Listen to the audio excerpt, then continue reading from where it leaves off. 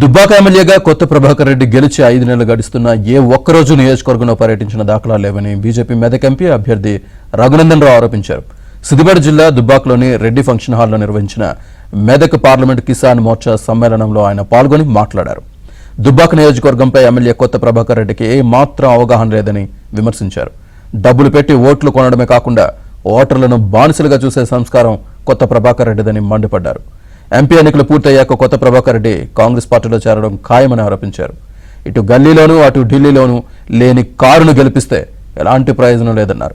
గతంలో కేసీఆర్ 100 అబద్దాలు ఆడితే ప్రస్తుతం సీఎం రేవంత్ రెడ్డి 1000 అబద్దాలు ఆడేందుకు సిద్ధంగా ఉన్నాడని రఘునందన్ రావు విమర్శించారు.